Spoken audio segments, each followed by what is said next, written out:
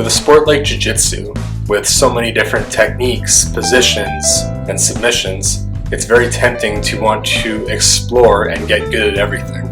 We think that a black belt is somebody who has mastered everything that there is to know about Jiu Jitsu, and that in order to be a world champion, we need to be like a Swiss Army knife and have a tool and an answer for everything. This isn't necessarily true, and quite frankly, it's impossible. A black belt is not somebody who has mastered every single detail of 100 techniques, because you would need multiple lifetimes to truly master over 100 techniques.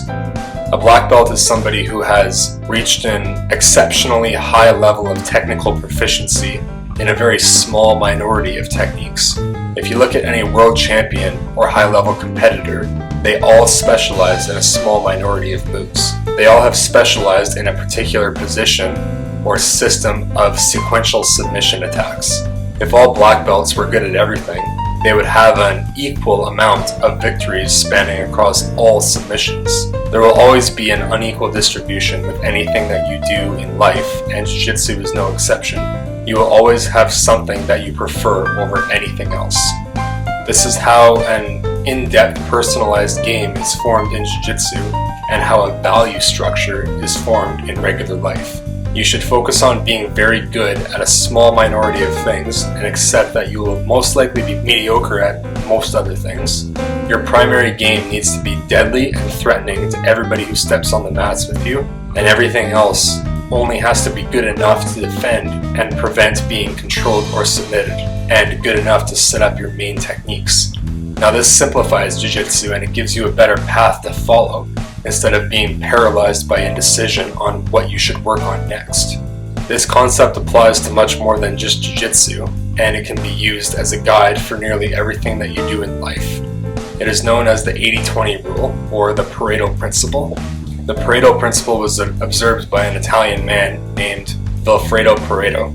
He came to observe that 80% of Italy's wealth was owned by only 20% of the population, and he also began to notice this pattern in his garden when he observed that 80% of the peas came from only 20% of the pods. Essentially what it comes down to is that the vast majority of your results will come from a small minority of your inputs. This observation can be seen in business and society, as a small minority of people attain most of the world's wealth. A handful of major cities hold most of the world's population, and a small minority of the authors sell a majority of the books each year. Now when it comes to Jiu-Jitsu, you should pick 2 to 3 submissions that you like and develop technical proficiency with them. Pick 2 to 3 takedowns that you feel come easy to you and practice them frequently. Stick to 2 to 3 back escapes and develop a high sensitivity to them. That way you can rely on them when you need them. Spreading your efforts and concentration far and wide will only make you average at best with every technique. Would you rather have a 75% chance of getting your best submission on most people, or a low 25% chance at pulling off anything that you barely know? Think big, but focus small. Now there's obviously a flip side to this as well. Being really good in one area means that you will inevitably be vulnerable in other areas. Wrestlers are dangerous in top position, but usually not very proficient at sweeping from their back. And on the contrary, guard players are threatening with sweeps and submissions off of their back, but they likely won't have the same grinding top pressure as a high-level wrestler. Whatever you do very well, assume that you will be equally as weak at the opposite thing. Now there's a little hack to this that I realized. Developing skills in something that has a similar variation can make you develop proficiency in multiple different areas at one time. Say you're really good at the anaconda choke. The inversion of that technique is the darce, or the guillotine. You've already developed a sensitivity for the anaconda, now you just have to tweak the fine details of it to make the darce work for you.